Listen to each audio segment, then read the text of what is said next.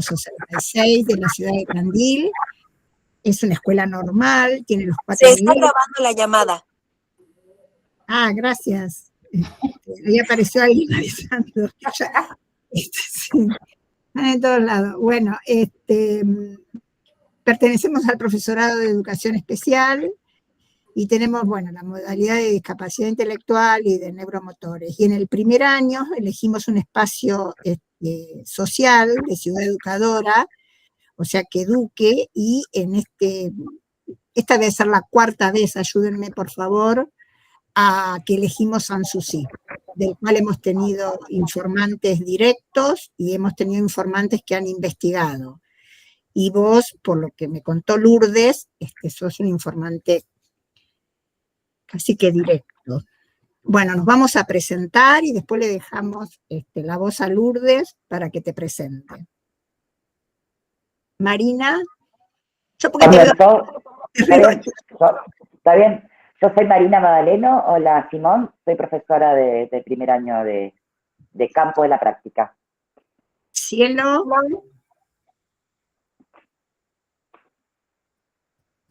Cielo, ¿te querés presentar? Yo soy Cielo, soy alumna de primer año, estamos cursando campo y bueno, estamos haciendo un trabajo con esta visita de Sanssouci para hacer un registro entre todas en pareja. Estamos visitando bibliotecas, estamos buscando información en libros también.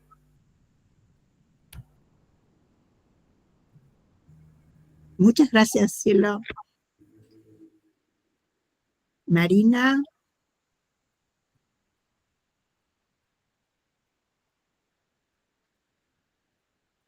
Hola, ¿cómo estás? Buenas tardes. Mi nombre es Marina y soy profe de didáctica de las prácticas del lenguaje en primer año y en segundo de la carrera especial. Gracias, Marina. Luz. Hola, ¿cómo te va, Sai? Muchas gracias por estar acá. Mi nombre es María Luz, soy estudiante de primer año del profesorado de educación especial y como ya te contó Cielo, estamos haciendo un trabajo en Ciudad Educadora que tiene que ver con las visitas a Sanssouci y bueno, registros e información que podamos recabar durante todo el año para hacer nuestro trabajo. Te agradezco enormemente tu presencia acá. Camila. Buenas tardes, yo soy Camila Médico, soy profe de matemática, doy el taller de pensamiento lógico matemático en primer año y didáctica de la matemática en segundo año. Gracias, Camila. Carla. Hola, ¿qué tal? Buenas tardes, mi nombre es Carla Castro, yo soy profe de didáctica de las ciencias naturales en primer año y tengo todo cortado porque estoy con los datos y se me traba todo. Perdón, un placer conocerte. Gracias, Carla. Dayana.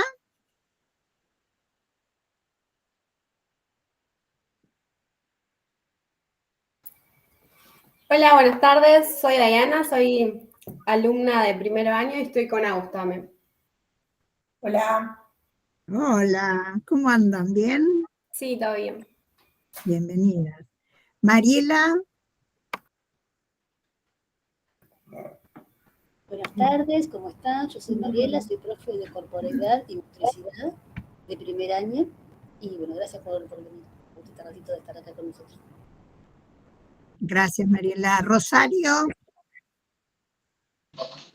Hola, buenas tardes, ¿cómo les va? Mi nombre es Rosario, soy docente de la Cátedra Introducción a la Educación Especial en primer año y sujeto con discapacidad en tercero. Así que bueno, muchas gracias por estar acá, Simón. Gracias, Ro. Susana. Hola, buenas tardes a todos. Aprovecho a las estudiantes que no nos había saludado. Y nada, soy Susana Malfatti, doy pedagogía en primer año del profesorado de educación especial y bueno, y didáctica próximamente. Y bueno, bienvenido. Gracias, Susana. José. Hola, buenas tardes. Soy José Meana, profe de matemática. Doy didáctica de la matemática 1 en el profesorado Y bueno, muchas gracias por tu tiempo. Gracias, José. ¿Quién más? ¿Quién entró recién que no me dice el nombre, gente? ¿Quién acabó de entrar?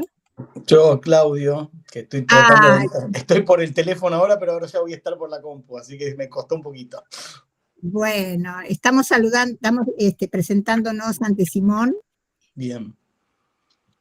Bueno, Simón, ¿cómo andás? Yo soy Claudio Folgueiro, soy profesor de filosofía y profesor de filosofía en el profesorado de educación especial de acá de primer año del Instituto 166. Y gracias, obviamente, por compartir tu testimonio y tu tiempo. Gracias, Claudio. ¿Alguien más queda, gente, aparte de yo y de Lourdes, que va a presentar? Bueno, yo soy Graciela Sánchez, también soy profesora del profesorado, valga la redundancia, y muy agradecida de que Lourdes haya podido ubicarte y escucharte. Muchas gracias. Lourdes. Bueno, hola, yo soy Lourdes Iannuzzi, soy profesora de Historia y en el profesorado de Educación Especial de Análisis del Mundo Contemporáneo. Simón, te damos la bienvenida y por supuesto estamos muy agradecidos por tu predisposición para este encuentro y porque nos va a servir para aprender muchísimo y para abrir muchas puertas. Bueno, como ya te hemos comentado, este es un espacio de TAIN, ¿sí? De taller integrador disciplinario, donde nos encontramos profesores y estudiantes del primer año del profesorado de educación especial. Y este año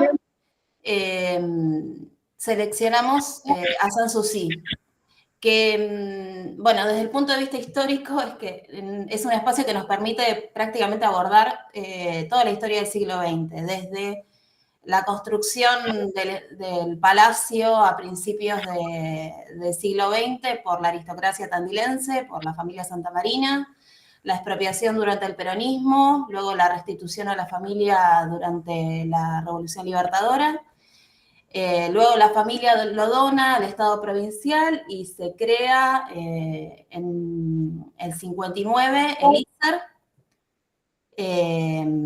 que es un Instituto Superior de Educación de Enseñanza Rural, y este instituto se clausura en el 76 en el marco de la última dictadura cívico-militar, y a partir de ahí va a funcionar como centro clandestino de detención junto con La Huerta, la comisaría primera y segunda, la Quinta de los Méndez, es decir, dentro de lo que sería el área 121 de la subzona 12. Bueno, a través de Manuela, la voy a mencionar, Manuela Casal, que está en el área de Derechos Humanos y Género de SUTEBA, es que pudimos contactar a Simón. Yo soy delegada también de SUTEBA y te damos nuevamente la bienvenida y realmente estamos muy agradecidos por tu predisposición para este encuentro. Y bueno, la propuesta es que podamos conversar sobre algunos aspectos de tu vida que en realidad nos involucran a todos. Y que nos cuentes, bueno, lo que desees, lo que quieras, desde, no sé, desde tu infancia, tu escuela, lo que quieras. Bueno, primero gracias a ustedes, a Manuela, que hizo el primer contacto, vos Lourdes, que seguimos después hasta hoy.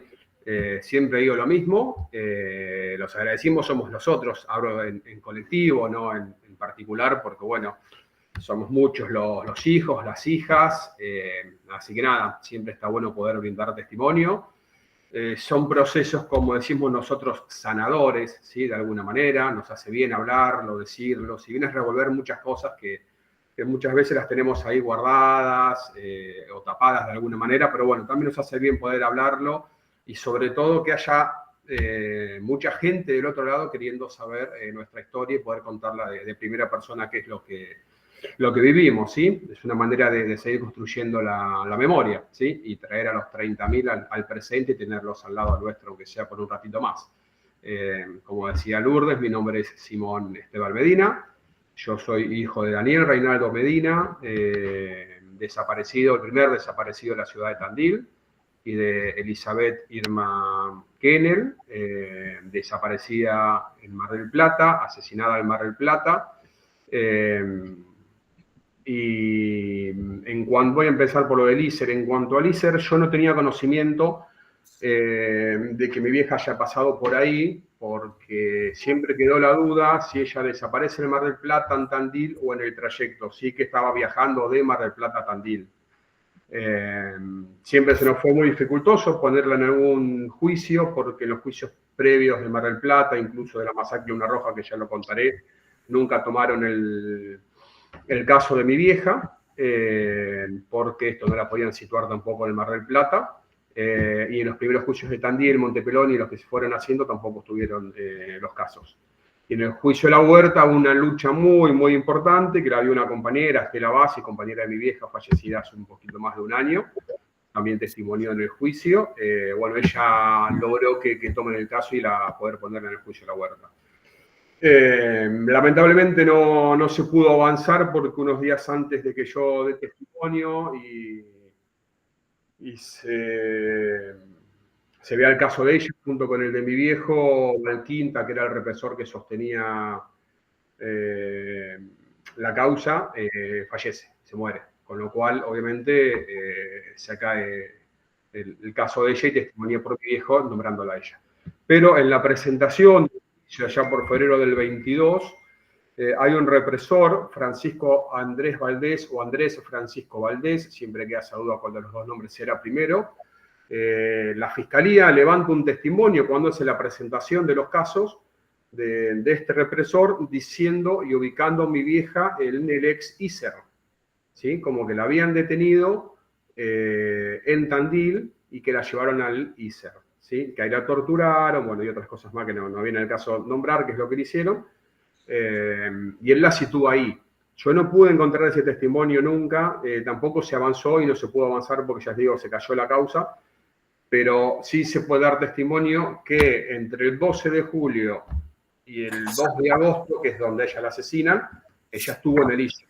No hay un testimonio ni un dato preciso de cuánto tiempo, cuántos días y demás, pero por ahí sirve a la causa, que es un poquito lo que hablamos siempre, que era muy difícil de poder tener más testimonios sobre si el ISER fue realmente en un centro clandestino de detención. Por eso tampoco está señalizado. Incluso ahora se me fue el nombre de quien estuvo detenido en el 76, que él sale y da testimonio en el juicio y muere durante el juicio de La Huerta. Pero ahí lo sitúan entre marzo y el 76 como que fue un centro clandestino, pero no. Con este testimonio en el 78 también se lo puede ubicar o decir, siguió ese proceso, ¿no?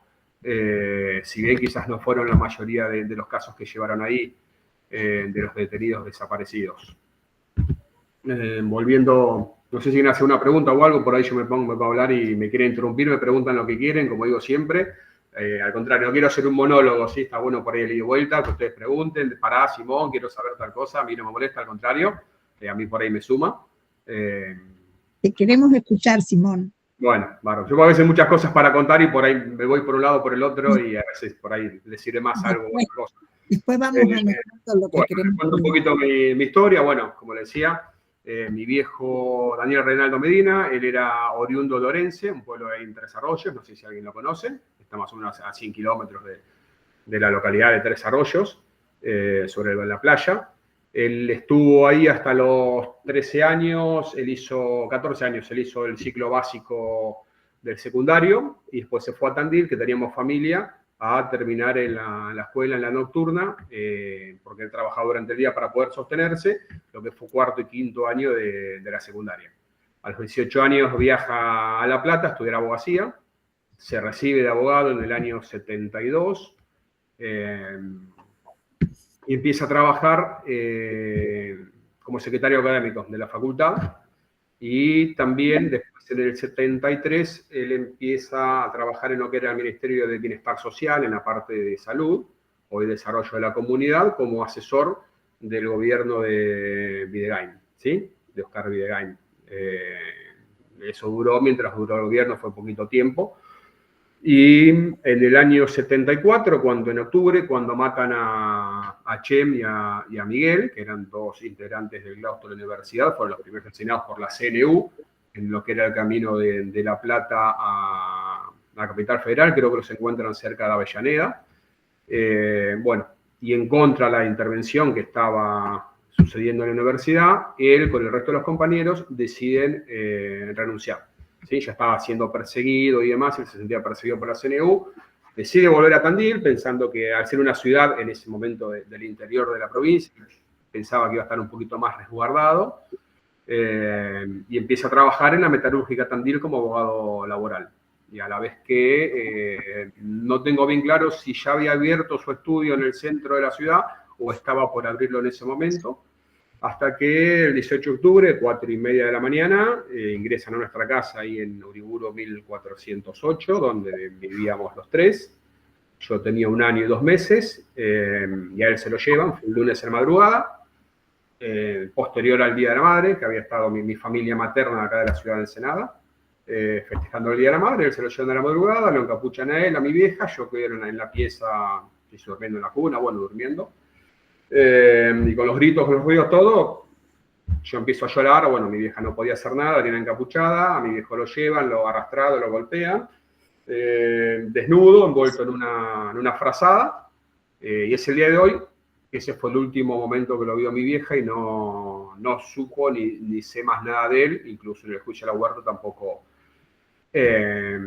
surgió nada nuevo, ¿sí? No sabemos dónde estuvo, ni por dónde pasó, ni qué sucedió. Sí que hubo una búsqueda activa, mi vieja hizo la denuncia en su momento, obviamente la amenazaron para que no siga adelante. La asociación de abogados de Tandil, del colegio, hicieron habeas corpus, presentaciones y demás. Pisorno fue uno de los que estuvo ahí, que declaró en el juicio, y Dames también, que lo hicimos declarar, que no quería declarar, obviamente amigo de los Méndez, que declaró cosas que no eran, incluso que me conocía a mí, jamás me conoció, nada. Pero para que vean que todavía sigue habiendo un poco de impunidad y siguen operando de esa manera. El tipo termina diciendo que me conoció, que yo lo fui a buscar y que yo le agradecí todo lo que había hecho por mi hijo, cuando realmente yo hice que lo sienten ahí porque tenía mucha información y muchos me han dicho que él fue uno de los partes que lo entregó. No lo podemos corroborar, con lo cual yo no le puedo estar agradeciendo nada a esa persona. No lo conozco personalmente, pero actuó con la impunidad que actuó siempre. No surgió nada y seguimos en la búsqueda, ¿sí? Desde ese octubre del 76. Ahí mi vieja decide irse a Mar del Plata. Teníamos una tía abuela mía, una tía de ella. Ella está guardada aproximadamente 2 años, en julio del 78, momentos del Mundial. Se suponía, o ella suponía que estaba todo un poquito más tranquila. Aparentemente le dan un dato, por lo que me dicen alguna amiga, compañera de mi vieja, que la única manera que haya salido de donde estaba guardada es que le hayan dado un dato de mi viejo, y por eso ella decide viajar a Tandil. Yo tengo otra información, porque ella para el 2 de julio del 78 viaja acá a Ensenada y va a Berisso a la casa de una prima mía, prima hermana, que cumplía años. Y mi tía, la cuñada de ella, ella le cuenta que se había encontrado con una persona, una tal Gorda María, que no sabemos más nada de eso, si existe o no existe, si era nombre real, si era un seudónimo que utilizaban en esos momentos. Le dice que vuelva, que le ofrecieron un departamento, laburo, que estaba todo tranquilo y demás. Y la versión oficial de la familia es esa, como que ella va a Mar del Plata, sale conmigo el 11, supuestamente el lugar donde se encontraban estaba marcado, vuelve a la casa de mi tía, al otro día sale conmigo, hacía muchísimo frío, 12 de julio, pleno invierno, Mar del Plata, Tandil sufren lo mismo que me hace temperatura, tan Ensenada no tanto, decide dejarme a mí, y ahí es donde viaja a Tandil. En teoría, ella se presenta al otro día, sería el 13, entendemos, atando cabos, no tengo los datos reales, en donde estaba en un guardamuebles, sí, no tengo más datos que eso, donde estaban ciertos muebles del estudio de mi viejo, por eso no sé si estaba abierto o por abrir, habían quedado, el resto de la casa no quedó nada, quedó toda revuelta, se llevaron todo lo que pudieron, no encontraron nada comprometedor, pero así todos se llevaron todo lo que pudieron de la casa. Y nada, esta persona le dice que no porque estaban a nombre de una prima hermana de mi viejo, los muebles, con lo cual ella queda, bueno, mañana, ella estaba acompañada de 3 o 4 personas más, que no las puede individualizar esta persona. Pero bueno, por la descripción sería mi vieja. Es el último contacto que hay, no sabemos si es real o no, de alguien que dice haber visto a mi vieja. Después de ahí no supimos más nada. Mi vieja estuvo desaparecida 33 años, digo 33 años porque en 2011, a través del equipo argentino de antropología forense, encontraron los restos de ellas, enterrados en Mar del Plata, en el cementerio como NN. Y ahí se pudo armar cómo fue que la asesinaron a ella. Ella es una de las 5 víctimas de lo que fue la masacre de Luna Roja, en el paraje Luna Roja, que la asesinaron ahí, o sea, atadas de pies y manos, aparentemente drogadas, en una mesa, pusieron una explosión, las hicieron volar por el aire, y después, obviamente, la versión oficial que daban ellos es que era 5 terroristas volaron por los aires manipulando un artefacto. ¿Sí? Después, bueno, nada, por los testigos y demás, justo fue en Mar del Plata, fue muy conocido el caso, y además parte de esos bomberos habían estado y estaban todavía de guardia porque había un incendio muy importante ahí en una de las galerías, Los Toledo creo que fue, así que nada. Después con el tiempo ellos declararon en uno de los juicios, y ahí es donde se puede inhumar los restos de los 5 cuerpos, de los cuales 4 están identificados. Hace poquito, hace casi 2 meses más o menos, pudimos señalizar el espacio de Luna Roja. Si bien no se sabe efectivamente dónde estaba la casilla, pero sí dónde está el paraje, todavía se sigue investigando cuál fue el lugar físico exacto, pero bueno, al costado de la ruta se señalizó gracias a la Subse de Derechos Humanos de provincia.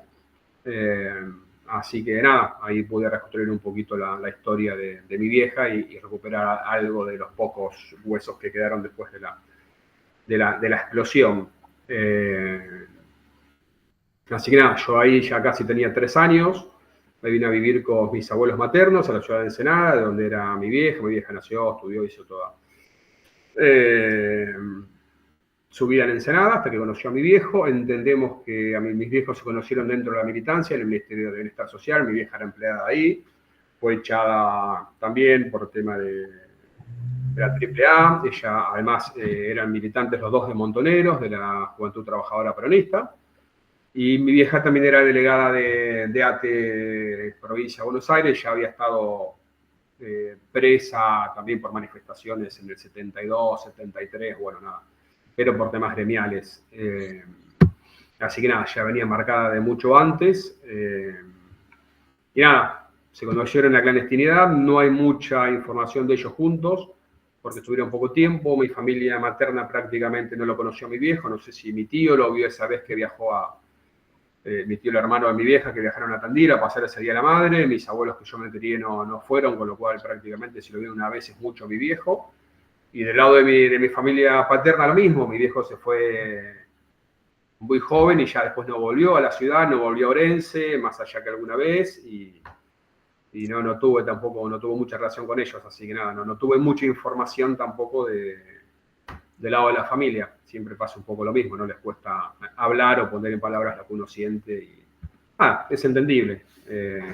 Me pasa a mí, yo vivo acá en la ciudad de Ensenada, me crié de los 3 años, fui a la escuela en Ensenada, hice la secundaria en Ensenada, bueno, después me fui a estudiar a la Facultad de La Plata, pero no había en Ensenada, y me pasó, voy a cumplir 50 años ahora el mes que viene, y tengo un montón de amigos que sus padres o sus madres tienen la edad que tuvo mi vieja y seguramente han ido a la misma escuela y demás, y ni siquiera me han contado, o no me pueden contar lo que han vivido, y muchas veces han ocultado o no han dejado que sus hijos, más que nada en épocas de primaria, hablo de los 80, a veces juntarse conmigo porque era el hijo de los terroristas o subversivos, pero bueno, son parte de lo que fui viviendo y lo que fui haciendo, y nada. Tengo 2 hijos de 21 y 18 años, que también en su momento empezaron a interpelar de por qué ellos no tenían abuelos y el resto de sus amigos tenían 4 y ellos 2. Así que nada, me hizo abrir un montón de puertas que uno tampoco pues, quizás no quería abrir para no enterarse de ciertas cosas.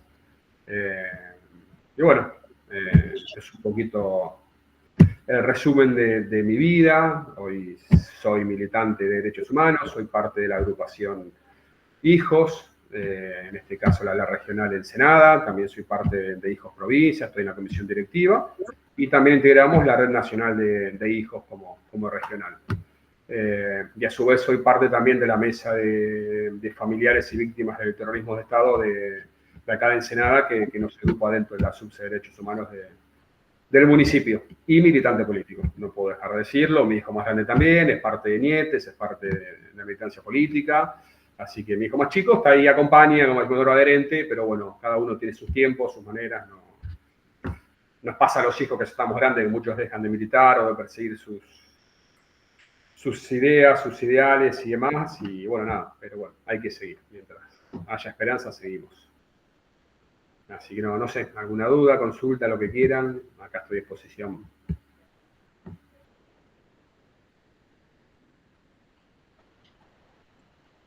Muchísimas gracias, muchas gracias, Simón. Gracias, Simón, gracias. No es fácil hablar. Bueno, preguntas.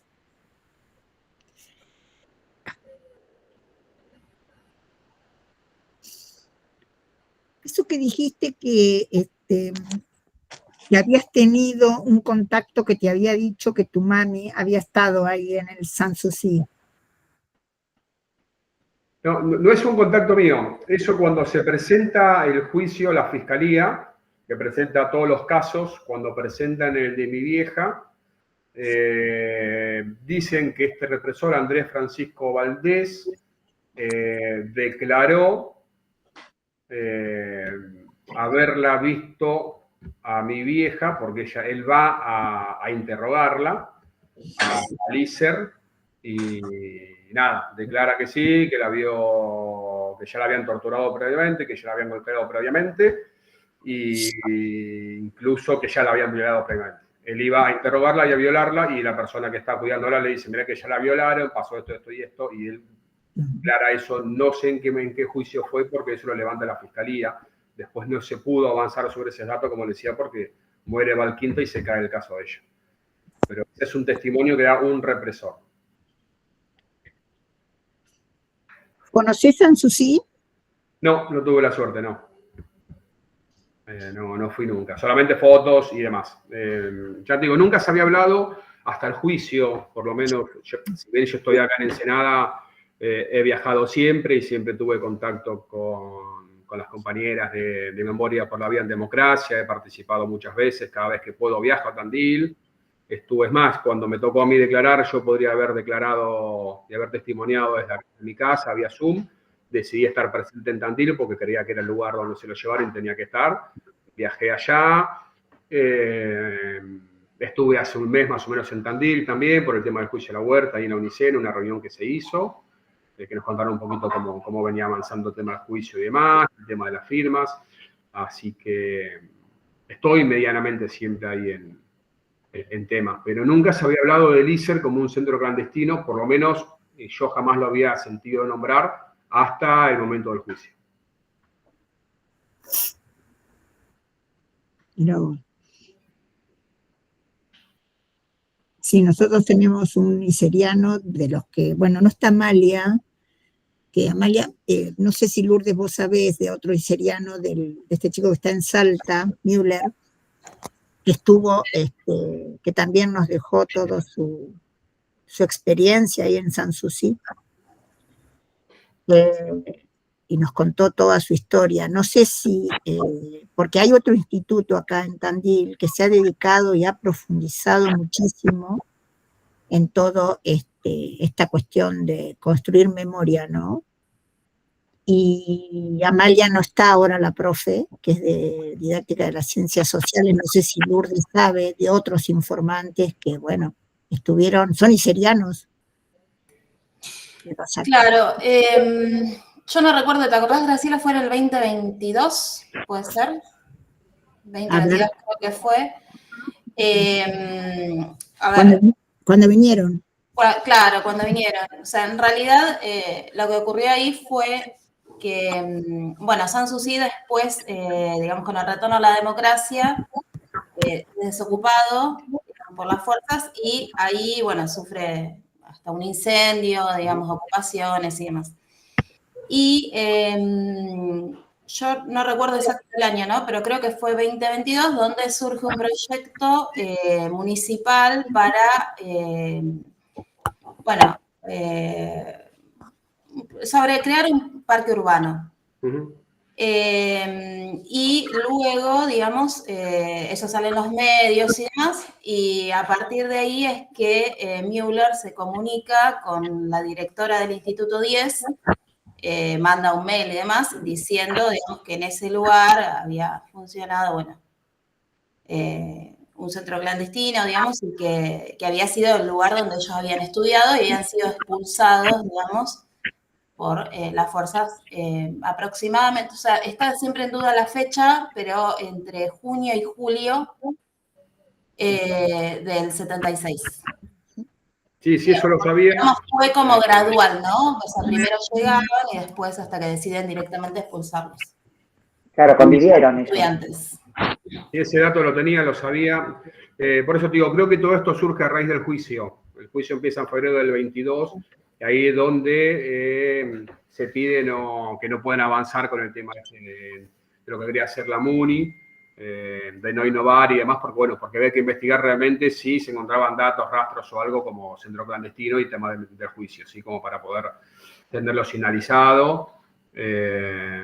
Y sí, sabía que había muchos relatos de estudiantes que habían estado ahí, incluso hay uno que estuvo rindiendo y veía por la ventana mientras rendía y terminaba de rendir, una señora declaró eso, que terminó de rendir, no me acuerdo, una materia X, no recuerdo en este momento, y nada, y veía por la ventana, estaba en el primer piso rindiendo, cómo estaban todo el ejército formado esperando para que terminen de rendir, y fue la última vez que pudieron pisar el ISER y después desde ahí nunca más. Y ahí ese día lo cerraron. Sí, creo que fue por ahí, habrán sido 2 o 3 meses, en marzo ya se instaló el ejército y habrán sido 2 o 3 meses que se sostuvo esa convivencia. Y Müller cuenta cómo le daban de comer. ¿Recuerdan? Sí, porque se autoabastecía el instituto y les daban de comer a los soldados. Cuenta eso. Sí, sí. Que son, a ver, no recuerdo bien quién nos cuenta que está señalizado como un centro de interrogación, por eso no está señalizado, digamos. Claro. Sino que pasa como centro de interrogación y por eso, porque no sé si vos sabrás, Simón, pero bueno, se loteó, hay una cancha de fútbol, hay un barrio. Sí, ha quedado el casco del castillo que está muy deteriorado y hay un instituto ahí, hay una escuela rural también que está funcionando porque no puede funcionar en la ruralidad. Y bueno, nosotros es la 4ª vez ya que vamos y hemos tenido experiencias con estudiantes,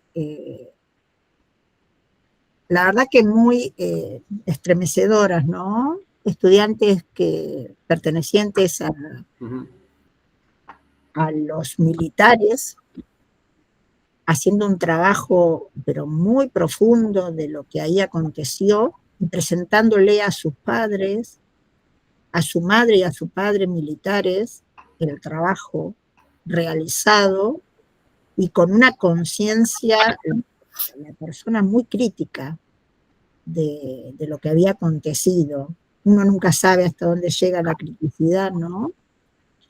Pero bueno, para nosotros, para Marina y para mí fue una situación muy fuerte en términos de construir, porque yo soy de los años de todos los desaparecidos, tengo muchos amigos, ¿sí?, que desaparecieron, la edad que tendría tu mamá ahora seguramente, ¿cuánto tendría tu madre ahora? Cerca de 70. No, un poquito más. Mi mamá cumpliría 76 en diciembre, 75, era del 49. Ah, yo soy del 55 y bueno, yo tengo muchos compañeros desaparecidos, yo soy de Bolívar, que desaparecieron en La Plata. Sí.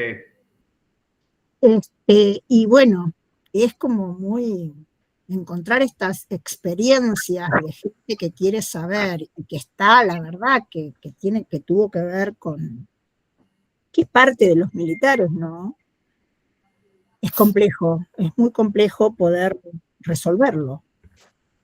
Sí, totalmente, resolverlo de todos lados, por eso te digo a mí. Claro, lo tuyo ya es... Sí, mucha gente que ha estado y nada, y cuesta, pero nada, tenemos la esperanza de que se caiga, la esperanza porque no se pierde, no por otra cosa, pero de que se caiga ese secreto que tienen ellos, ese pacto de silencio, que aunque sea alguno se quiebre, que es lo que yo siempre dije, y se lo dije, ese día se lo dije cuando declaré, abrí así como diciendo que ya no me interesaba a mí mucho la condena judicial, se le dan 5, 10 o 20 años, pues tienen 90 y pico de años, Valquinta ya había muerto, el resto, si no mueren, lamentablemente están el 80% de los represores hoy están con cárcel domiciliaria, viviendo mejor que cada uno de nosotros, la mayoría.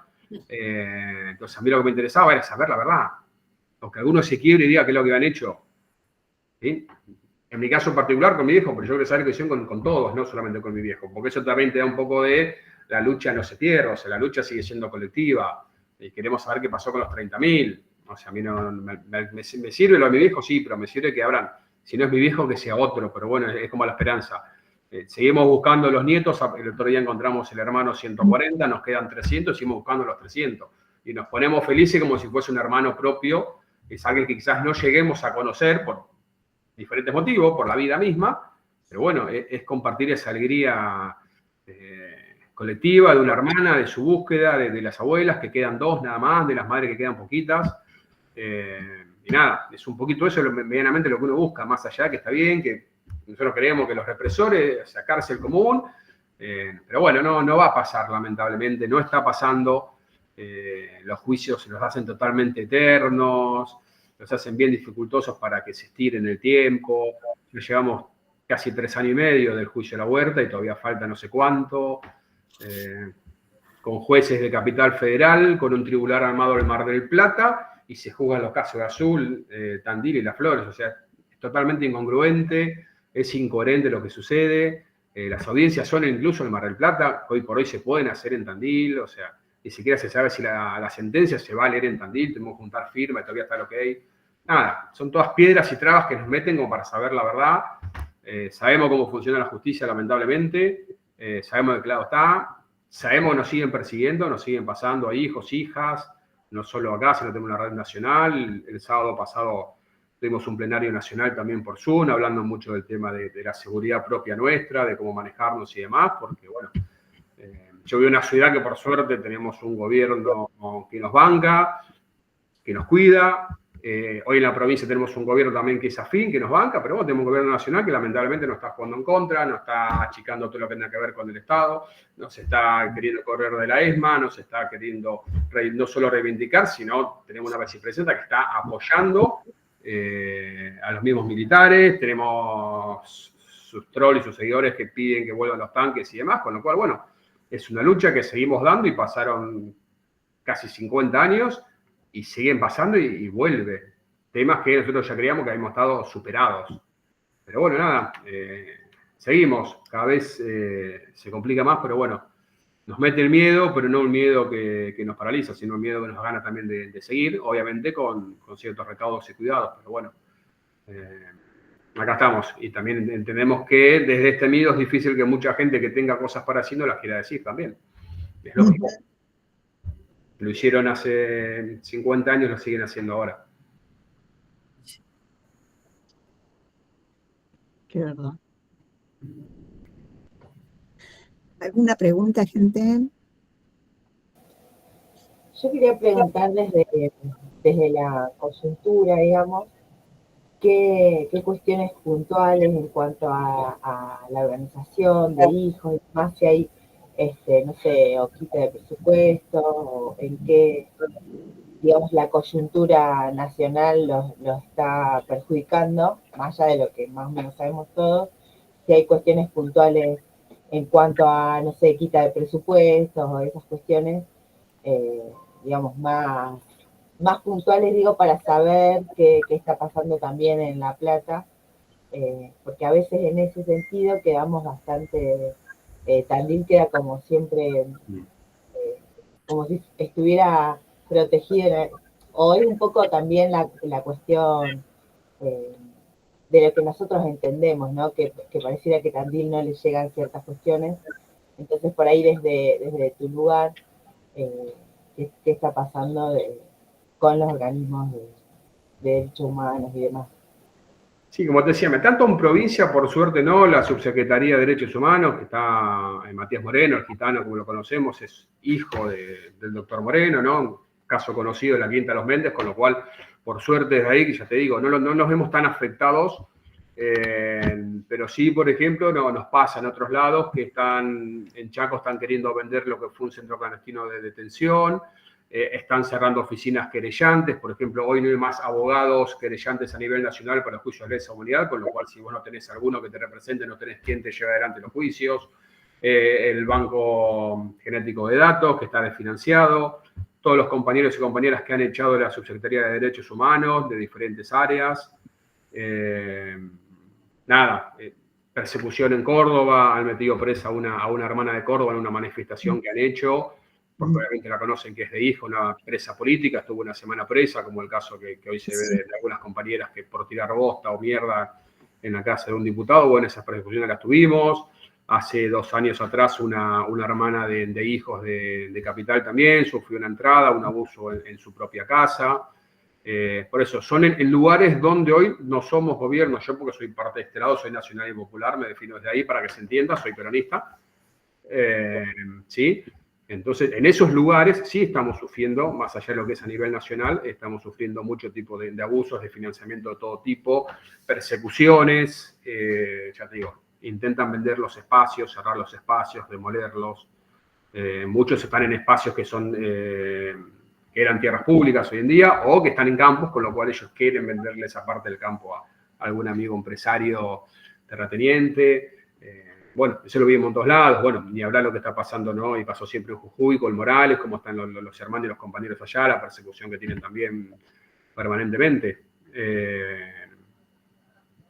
Y bueno, después tenemos una red de contención propia también, o sea, persecución por ser hijos, muchos han perdido sus laburos también hoy en día, en otras provincias.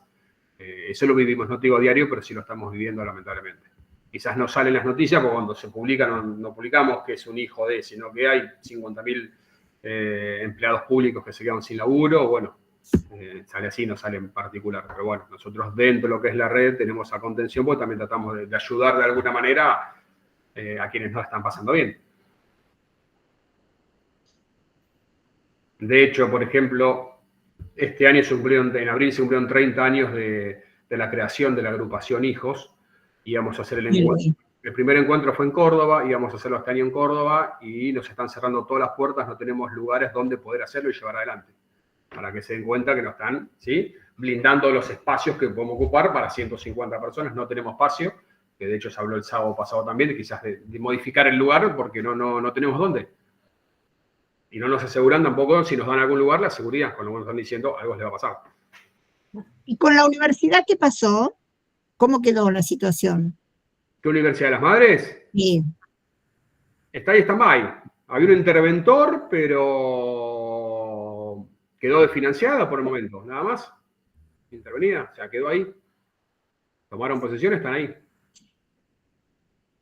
Increíble. Sí. ¿Vos dónde declaraste? Yo cuando declaré fui en Tandil, ahí los tribunales de Tandil declaré. Sí. Me declaré desde ahí, tuve la suerte justo que me acompañaron estaba Manuela con un grupo de estudiantes ahí, no me acuerdo qué escuela era, secundaria de Tandil, y me acompañaron también unos chicos de la escuela de la secundaria de Orense, la única que hay pública, que estaban haciendo... ¿cómo se llama? Participando de Jóvenes y Memoria, el programa de la CPM. Y, bueno, escribiendo sobre la vida de mi viejo, hice una presentación y bueno, justo me coincidió que yo viajé a declarar a Tandil, ellos pudieron conseguir también apoyo de la CPM y viajaron todos a conocerme personalmente y acompañarme el día que declaré. Fue el 8 de julio del 22. Algo que me interesaría, Simón. Sí. Cuando tuviste tu trayectoria educativa en primaria, ¿el tema te llegó desde el sistema educativo? No, jamás, ni en primaria ni en secundaria. No se hablaba del tema. Para nada. Yo la secundaria terminé el año 93, terminé la secundaria. En la década de 90 prácticamente tampoco se hablaba, ni en la facultad tampoco.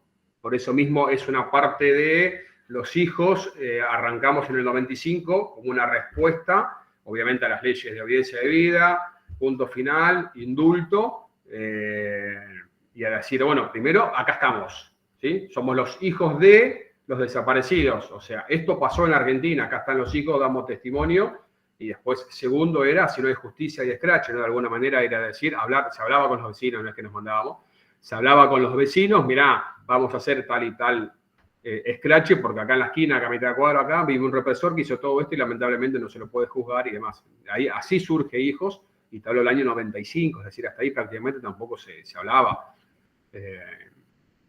Y muchos tampoco participaron, después, bueno, fueron discusiones internas de que algunos querían ir por el camino de la verdad, otros por el camino de la revolución, bueno, nada, temas que de 18 a 20 monedas de años que teníamos los hijos en ese momento, algunos un poquito menos también. Pero ahí es donde empieza. Pero antes no se hablaba para nada. Y hay muchas escuelas que hoy no se habla. En escuelas privadas por ahí no se habla de eso. Nosotros acá en Ensenada, con la mesa de familiares, hacemos lo que llamamos la ruta de la memoria, que es recorrer con estudiantes de secundaria, de fines, escuela de adultos, institutos de formación, con la universidad, la Facultad de Humanidades, bueno, diferentes lugares que hay señalizaciones de mosaicos, que hay señalizaciones de calles, hay murales por la memoria, porque se hizo en mosaicos, que es un proyecto que se había armado acá en Ensenada con un artista de acá de la ciudad. Y después también recorremos, lamentablemente, sitios que fueron, como tenemos Prefectura Naval Argentina, que fue un centro clandestino de detención, tenemos la Escuela Naval, otro centro clandestino de detención, estaba el BIM 3, que es donde hoy está la Facultad de Humanidades también, fue un centro clandestino. Después tenemos lo que es propulsora siderar, que era propulsora en ese momento, y de siderúrgica o siderar, de los Roca, que ahí es un lugar privado, pero la gerencia abrió las puertas, dejó de entrar al ejército, cerró las puertas de la empresa, se llevaron a los delegados de ahí adentro, o sea, los entregó la parte de la pata cívica, ¿no? Que decimos nosotros, empresarial. Bueno, ahí está el ejemplo clarísimo. Tenemos una compañera que por suerte sobrevivió y siempre da testimonio de eso. Y a ella la llevaron, era la secretaria del gerente, y la llevaron desde dentro de la gerencia. Con el gerente ahí, hasta hace unos años que falleció, siguió siendo el mismo gerente de esa empresa. Bueno, y tenemos todo ese recorrido también, y muchos pibas, no, incluso de escuela de adultos, no saben todavía qué es lo que pasó, o no lo hablan incluso en sus lugares, ¿no? En muchos, por suerte, sí, pero todavía sigue pasando que no se habla. Más allá que esté en la currícula, depende mucho de él o de la docente que esté al frente y cómo encara el tema. Más allá que hoy está en la currícula porque es un día feriado nacional, no ya hace bastante, por suerte. Sí, depende de cada persona. Sí.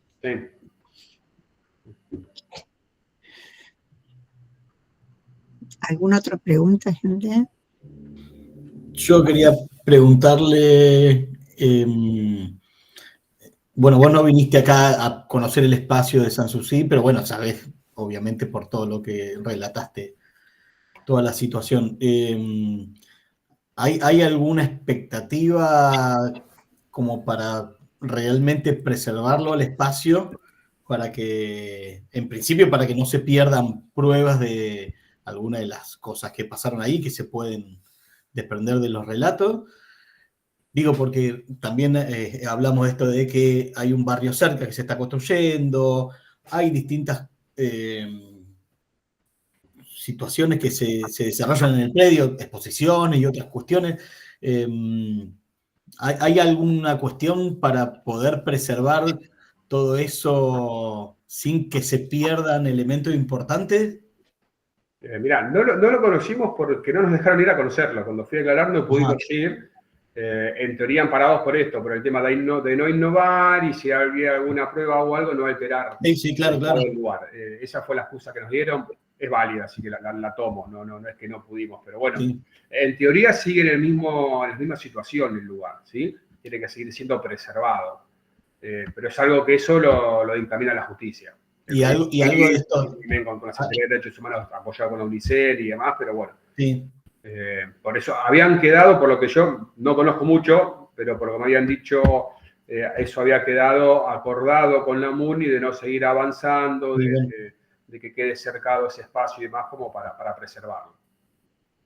Sí, porque también con la excusa esta de que puede ser por cualquier proyecto, bueno, vamos a desarrollar la zona, vamos a hacer esto, vamos a hacer lo otro, digo, puede haber también encubiertamente una intención de nada, como de pasar al lugar al olvido y aparte de borrar elementos o que desaparezcan elementos importantes. No sé, yo vivía en Buenos Aires hasta hace 10 años y hacía visitas al Olimpo con una escuela donde trabajaba y bueno, en el Olimpo se ocultaron un montón de situaciones como poniendo salpicón en la pared, poniendo una capa así de hormigón en todo el piso que era de madera, entonces cuando vos ibas a relatar tu secuestro o tu cautiverio, describía un piso de madera que no estaba y todas las inscripciones que podría haber habido en la pared con ese salpicré era imposible de poder recuperarlas también. Es decir, hay un montón de cosas que en esos casos fue muy adrede, pero alguna otra que pueden parecer inocente como acciones, esto de desarrollar la zona, que pueden tener mil propósitos. Una es desarrollar la zona en sí y otra es, bueno, a ver, es un provecho para que otras cosas no salgan a luz. No sé cómo está conceptuado en general en la ciudad de Tandil el lugar como un lugar que vale preservar para también, digamos, seguir ampliando esta cuestión de señalizar los espacios de memoria y de recuerdo justamente de estas cosas. Sí, tal cual, como decís vos, es la idea, y ha pasado en muchos lugares. Bueno, el Olimpo está hoy protegido, pero también en el momento lo quieren volar. Lamentablemente sigue pasando. Pero bueno, es más, como decís vos, bueno, en la ex ESMA también, o sea, lo tabicaron ellos directamente. Hay espacios que no puedes acceder, con lo cual la mayoría de los relatos, testimonios de los que estuvieron ahí, como estaban encapuchados y demás, era por olores, por ruido, por el tacto, por cómo sonaba el piso, por, no sé, la pared y demás. Incluso Bastianelli, cuando declara de Sanssouci, dice lo mismo, que él recuerda una caída de agua, que después sitúan que puede ser una fuente que había ahí, una estufa en un salón grande, una estufa que le daba calor, que estuvo siempre prendida. Después, ex iserianos que declaran esas cosas, con lo cual ahí lo pueden ubicar en tiempo y forma a Bastianelli, que realmente estuvo en el ISER, y decir, bueno, acá pasó tal cosa, y él dice que fue torturado, entonces de ahí se puede declarar como centro de detención o de tortura, ¿viste? Porque era de detención, de exterminio, de tortura, y la ex ESMA que fue todo, ¿no? ¿Y eso se discute sobre Sanssouci, si es solo de interrogación o fue de tortura? En el juicio no se discutió eso, por lo menos que yo vi no se discutió. No se está discutiendo los lugares, sí se los presentó y se lo da como que sí, que fue un centro clandestino de detención. Hasta ahí se lo nombra. Pero más que nada, si fue detención, de exterminio y demás, eso no varía nada. Es una cuestión es un dato más, uno cómo la tipifica y uno cómo lo pone cuando lo señaliza, como para que se sepa realmente qué es lo que pasó ahí. Si fue solamente ahí se mató gente, se torturó, o solamente fue de detención, que los llevaban, los detenían. Qué sé yo, los que declararon en la comisaría primera y segunda, la gran mayoría dice que los llevaban a la huerta a torturarlos, que ahí no los torturaron, por ejemplo. Entonces, qué sé yo, sería un centro de detención, pero ¿qué varía si lo Sí, pero ya con formar parte del circuito, digamos, el Olimpo también duró muy poco tiempo, no me acuerdo cuál era el circuito que seguía toda la secuencia, pero sí, no invalida que aunque haya sido o poco tiempo o hubiera determinada, sí. Tal cual. Por eso se habla del circuito CAMS, era todo lo que unía. Era un circuito. Acá en Ensenada también, qué sé yo, la prefectura, se sabe que era de detención, nunca se pudo demostrar. Nos pasa, por ejemplo, en Ensenada tenemos la comisaría segunda, que es de Punta Lara, la localidad, y ahí hasta ahora nadie declaró. O sea, todos sabemos que fue un centro de detención, ¿sí? Incluso hay un vecino que dice que él veía cómo llevaban gente, escuchaba los gritos y todo. Un día se paró hace un par de años cuando estamos reseñalizando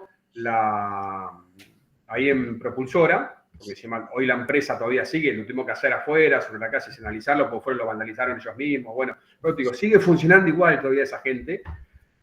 Paró un auto, yo estaba con el subsecretario de Derechos Humanos, independientemente porque es amigo, conocido, más allá del cargo que ocupe. Estábamos ahí viendo con la gente de provincia, que estaban de Nación, todavía estábamos nosotros, estaba Alberto, me parece. Y bueno, paró una persona a decir, mira, yo vivo así, escuchaba, hacía así, bueno, pero declararlo, ponerlo palabra, y por miedo no puede declararlo, y no se presenta, con lo cual no tenés un testimonio más allá que me lo cuente a mí, o a un tercero, no tenemos cómo poder situarlo legalmente. Si esa persona va y declara espontáneamente que él escuchó, que él vio y pasó tal cosa, pasaste. Sí, tal cual, porque digo, obviamente para la justicia necesita la prueba positiva, si no, no hay, digamos, el testimonio tiene que ser positivo en ese sentido. Ahora, para pensar la situación, operativamente todas las fuerzas fueron de apoyo, digamos, todos los lugares fueron de participación necesaria, digamos. Sí, totalmente, porque si no no hay forma de que no lo la haya. otra, hay una zona librada, con lo cual la zona librada era parte de la policía. Sí, Claro. fueron todas. Claro. Todas se sumaron de todas. Es como decís vos. Yo viví... Perdón, dos cositas. Yo he hecho esa salvedad porque nos dijeron, nos contaron que no está preservado porque no funcionó como centro de detención. Por eso es que yo lo traje. Por eso no se preserva. Que eso sí es importante, ¿no? A ver, el juicio se dijo otra cosa, por eso te digo, ¿viste? Por ahí la justicia... Está bien. Uno es el camino del juicio de la huerta y otro que por ahí la justicia que va por otro lado u otro juzgado. Está bien. Buen dato. Gracias. Yo viví todas las historias del albergue Warnes, trabajaba exactamente enfrente en ese momento. Y eran, bueno, todas historias que no eran ciertas, porque, bueno, a la noche se sentían tiros. Ese lugar tiene dos institutos de minoridad en ese momento. Yo trabajaba en el Garrigós y estaba el Pizarro. Y decían que a la noche se escuchaban tiros y era para que bajaran chicas que estaban encerradas en el Pizarro y supuestamente tenían relaciones con personas. Yo decía, yo era muy jovencita, 21 años tenía, hace 50 años de esto. Y bueno, cuando pasa el tiempo y uno se entera, qué terrible, cuando descubrieron todo el albergue Warnes, que también fue un lugar de detención, bueno, de todo. Los tiros eran otra cosa. Pero que sigue habiendo estos pactos de silencio que vos mencionabas antes también. Yo tengo una muy amiga que, entre comillas, nació en el Hospital Posadas. Acá en el Hospital Posadas había una maternidad clandestina. Tenía dudas sobre su origen. Llegó a hacer toda la secuencia de encontrar... Bueno, su partida de nacimiento estaba absolutamente tachada, enmendada, cosa que es imposible para un documento de ese tipo que pueda estar así, pero bueno, lo está así. Encontró a su partera, porque la rastreó y la encontró, y no pudo obtener nada de parte de ella. No la atendió, se dio a conocer, pero no la atendió, no le contó nada, no le dijo nada. Y hoy siguen todas esas cuestiones de... a pesar de que pasó un montón de tiempo y uno podría pensar que el tiempo a veces hace que algunas personas digan, bueno, esto que vos decís del vecino que no se anima a hablar, es decir, estamos tan infiltrados todavía de un montón de operaciones que siguen funcionando a pesar de la democracia y a pesar de los años que podemos tener de democracia, que hay muchas cosas que no se pueden desatar desde el fondo. Pero bueno, van a pasar los años y se van a ir desatando de a poco, como también se fueron desatando. Calculo que es la esperanza que hay de poder empezar a abrir de a poquito algunas de estas cosas, como esta de Sanssouci, esto de que pueda hasta ser reconocido y que sepamos un poco más de también la historia esta que nosotros por lo menos recorrimos el otro día y uno mira y dice, acá pasaron cosas y pasan cosas y no sabemos qué estamos pisando ni qué estamos mirando. Que me parece que está bueno también para clarificar un poco la ciudad donde vivimos. Sí, y el relato del cemento que está arriba de la pileta. El cemento ese es muy llamativo. Claro, y nadie puede tener la orden de romperlo, ese cemento que era una pileta de natación. No hay orden para romperlo, ¿no? Y están, o sea, todas las personas que uno se encuentra, todas tienen una historia de ese cemento. Sí, bueno, es parte de eso, que lamentablemente sigue pasando y va a pasar, pero bueno, como uno siempre dice, la esperanza sigue estando. que alguno se quiebre, ya te digo, que alguno venga a decir realmente que hicieron ahí, pero no por mi hija, sino por muchos que han pasado, y para muchos también necesitan cerrar parte del testimonio, algunos no. Qué sé yo siempre digo lo mismo, mi abuela materna, que yo me crié, ella en su momento fue una madre de Plaza de Mayo, y después con el correr del tiempo dejó de pertenecer a la asociación por una cuestión de que ella no quería saber qué había pasado con su hija. Ella se murió pensando que su hija iba a volver, por esa ilusión, o esa utopía, pero bueno, ella se murió con esa ilusión.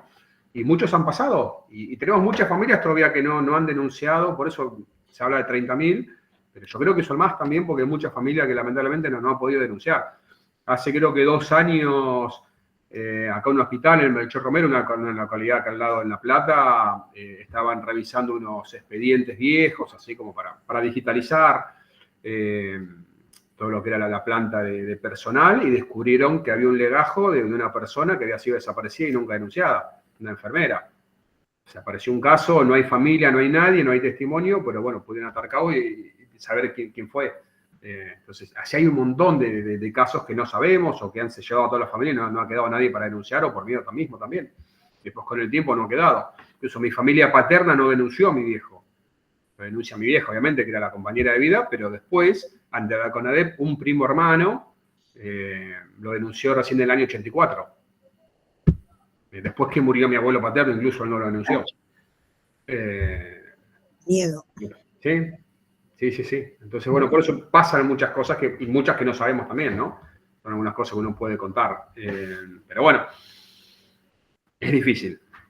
Como digo yo, cada uno tiene su momento, sus tiempos, lo vive, lo transita y convive como puede, ¿sí? Y como le sale y con los momentos de cada uno. Así que nada, por eso siempre respetamos la decisión de todos y de todas, y acompañamos los momentos. Perdón, ¿te puedo hacer una pregunta, Sai? Sí. Más que nada, no sé, desde lo personal. ¿Qué te deja a vos Tandil? O sea, cuando mencionaste una ubicación que es cercana para nosotros, donde vieron tus padres, Sanssouci, todo eso. ¿Qué sensación te genera hablar de Tandil, o cuando aparece Tandil? Si es distinto o tiene el mismo color que sucede en todos lados, ¿no? Porque mencionaste un montón ¿Es uno más, digamos, en la red, o tiene algo tan particular que vos viviste? A ver, para mí, yo nací en Tandil, no sé si lo dije, nací en agosto. Sí. Nací en Tandil, en el sanatorio Tandil. Para mí Tandil, yo soy tandilense, donde voy y lo digo. Si bien viví 1 año y 2 meses nada más ahí, en la ciudad, me siento un tandilero más, me siento un tandilense más, soy orgulloso, me encanta la ciudad. Tuve mucho tiempo sin poder ir a la ciudad, es una realidad, recién volví después de 20 y pico de años largos, y cada vez que puedo voy. ¿Sí? Ya te digo, estuve hace un mes, cada vez que puedo voy, me encanta, lo nombro. Sé que en cuanto a lo que es temas de memoria, pero no por uno porque no lo vive ahí, pero sí por los colectivos con los cuales uno habla y demás, no está muy, ¿cómo se llama? Muy visualizado en la sociedad. Iba a decir oculto, pero bueno, hay una parte de la sociedad que por suerte lo transmite, lo transita y construye los derechos humanos y la memoria, y sigue luchando por verdad y justicia también. Pero bueno, siempre me dicen ellos que es muy difícil poder instalarlo en la ciudad, que todavía sigue estando mirando mucha gente para otro lado, como esto no pasó acá. Incluso decían desde mi viejo, los desaparecidos, que ¿cómo se llama? Lo seguían ocultando. Bueno, hace poco cuando yo fui al juicio, uno de los que estuvo preso en la huerta, no me acuerdo el nombre, un compañero, también 70 y pico de años, que incluso uno de sus mejores amigos, después de mucho tiempo ya en democracia y avanzar la democracia, dice, pero ¿es verdad todo lo que vos viviste? Que te torturaron. O sea, uno de sus mejores amigos de siempre tenía en duda lo que había pasado su mejor amigo. ¿Sí? Me dice, esa es la sociedad que hoy vivimos y que seguimos viviendo en Tandil. Yo no lo vivo adentro porque estoy en otra ciudad, por suerte, con otro concepto de derechos humanos, con otro concepto de mirada política, y no lo transito de esa manera, pero sí también me pasa acá en esta ciudad que hay mucha gente que mira para otro lado, que sigue dudando y que sigue negando, ¿sí?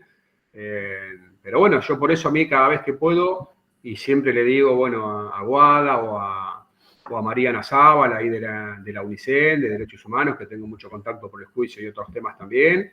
Cuenten conmigo para todo y lo que pueda, porque yo me siento parte de Tandil. Me encantaría vivir en Tandil, bueno, mi vida va por otro lado.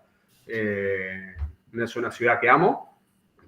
¿Por qué? No sé, pero la amo. Porque ya te digo, estuve 1 año y 2 meses y con lo que pasó no tendría que gustarme ese lugar, pero bueno, me gusta. Y trato de dar mi testimonio, ¿sí? Para esto, para seguir ampliando, como digo yo, hablarle a 10 personas, por lo menos que de esas 10, 2 o 3 después tramitan lo que uno vivió, lo que uno le contó y llega a 2 o 3 así, vamos haciendo una red y va creciendo y va llegando de boca en boca y se va sabiendo lo que pasó. Que para nosotros es fundamental poder contarlo y decirlo y expresar lo que vivimos. Y como decía hoy, esto también es un poco sanador para nosotros decir, bueno, hoy duele un poquito menos, mañana capaz que vuelva a doler, pero en este momento duele un poquito menos, poner en palabras, por ahí me ven fuerte, pero bueno, nada, es parte de esto. A veces uno se pone cierta coraza en ciertos momentos, pero es parte de eso. Y nada, obviamente en breve voy a estar viajando a Tandil porque tengo 2 motivos para viajar, más allá de que me gusta y cada vez que puedo visito. Más allá de lo del juicio, que ojalá sea la sentencia y se pueda leer en Tandil, si no creo que estaré igual y la escucharé desde Tandil, que es mi idea. Y después hay un proyecto que empezó hace rato desde el Ministerio de Trabajo de provincia, que es señalizar a las delegaciones del Ministerio de Trabajo de toda la provincia. En su momento era con los nombres de los abogados laborales desaparecidos. Empezó Paul Moreno en Olavarría, siguió con Centeno en el Mar del Plata, y después en el 21 se había propuesto una intersindical que se armó ahí en Tandil. Yo no participé, obviamente me pidieron la autorización a mí, porque a la distancia, para poner el nombre de mi viejo a la delegación del Ministerio en Tandil.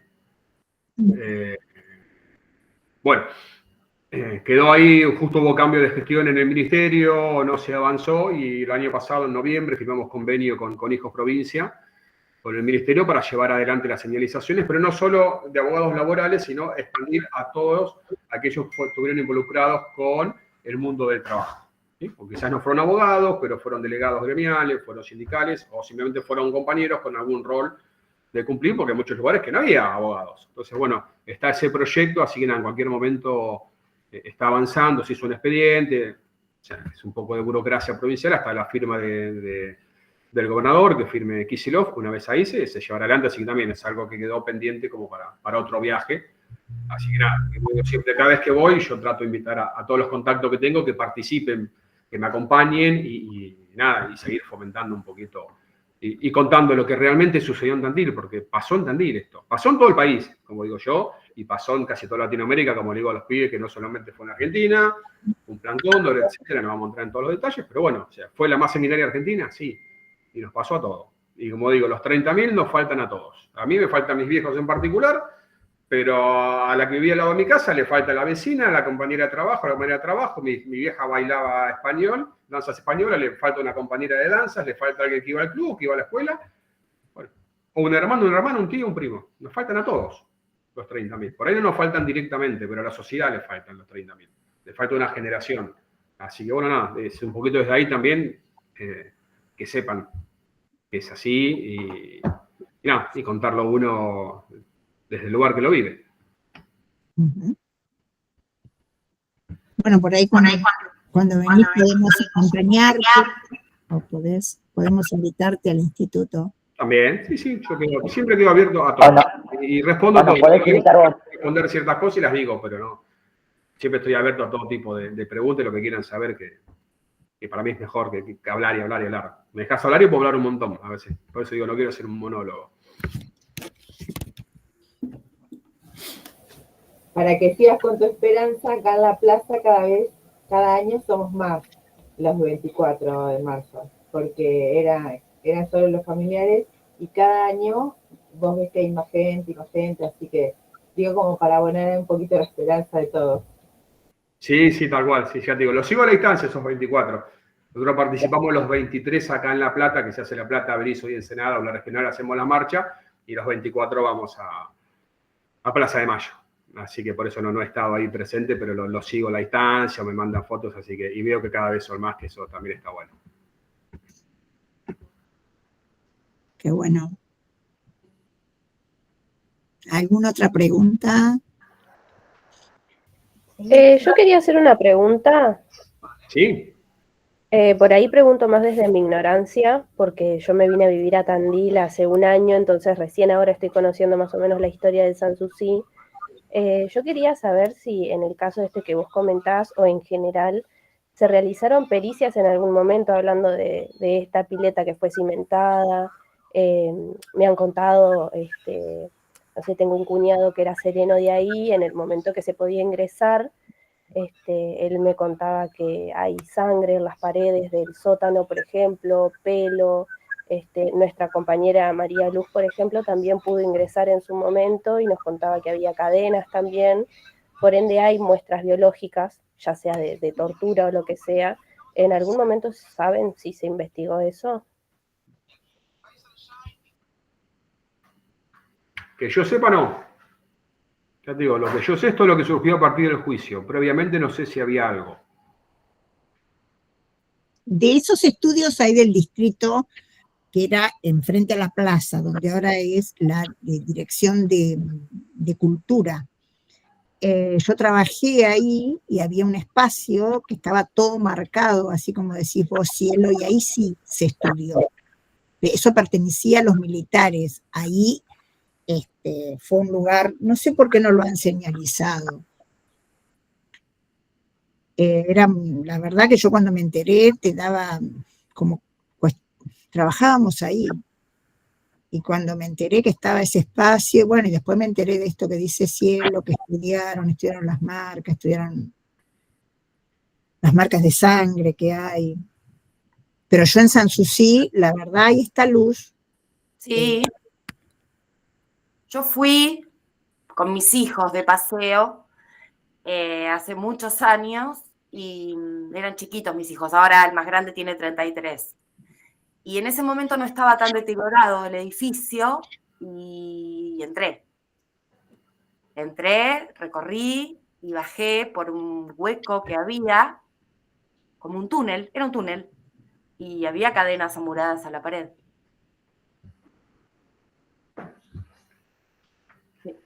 Sí, es todo muy raro. Pero bueno, la justicia es muy rara en estos casos. Por eso te digo, no me sorprende nada. O sea, hay un montón de datos como para que esté señalizado o esté cuidado o esté protegido y bueno, no sucede. O no sucedió. Increíble, ¿no? Sí, bueno, es parte, ya te digo, de un poco la impunidad también que siguen queriendo manejar de alguna manera con la justicia, con los jueces que ponen, pero bueno. Totalmente. Lamentablemente nos sigue pasando, como decimos siempre. Bueno, estamos construyendo esto que dicen los libros y que lo estamos viviendo, ¿no? Que es a partir de un testimonio construir historia y contar y contar. Creo que estamos como convencidos que esta es la forma, ¿no? Uno le cuenta a otro, y verdaderamente todo lo que vos contás no se encuentra en los libros, se encuentra en la voz de quien lo vivió, de quien le contó otro, y así podemos mantenerla, lucharla y verdaderamente construir colectivo para cada vez saber más y tener más justicia y pelear por los derechos, ¿no? Que nos corresponden.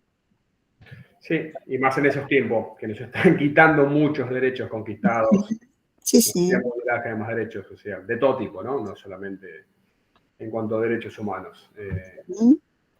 Pero bueno, hay que estar preparados, hay que estar atentos, siempre digo yo, más allá de la esperanza de uno, ¿no? Pero también, que a veces se la critica, pero veo muchos pibes, pibas, por lo menos acá a mi alrededor, muchos pibes y pibas que hoy están militando a pleno, no solo en derechos humanos, sino también políticamente, están en los barrios, en territorio, ayudando a la gente y da esperanzas que esto va a seguir y vamos a seguir teniendo, vamos a seguir luchando y vamos a seguir metiéndole con todo para adelante. Esto son cosas que ya hemos vivido, pensamos que no íbamos a volver a vivir, pero bueno, es cíclico y estamos atravesando uno de esos momentos dolorosos para nosotros, pero bueno, que hay que sobrellevar.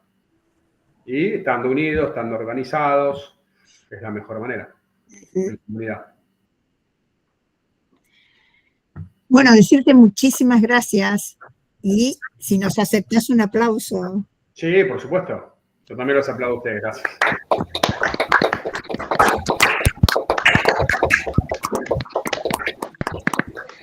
Muchas gracias. Muchas gracias. Gracias. Muchas gracias, Simón. Muchas No, gracias. El agradecido soy yo, siempre digo lo mismo. Nosotros unos agradecidos, ustedes que estén interesados en saber qué es lo que pasó, en poder reproducirlo. Y nada, bueno, cuenten conmigo. Si les surge algo fuera de esto o alguna duda, algo que se hayan quedado, me mandan un mensaje. Lourdes tiene mi contacto. Y cuando vaya a Tandil se los haré saber. Y si es necesario, quiere que me acerque al instituto o voy personalmente, bueno, lo coordinamos, ¿sí? Siempre a O te acompañamos a lo que venís a hacer también. Sería un placer para mí. Sí, cómo no. Muchas gracias, Simón. Muchas gracias, Lourdes. A ustedes.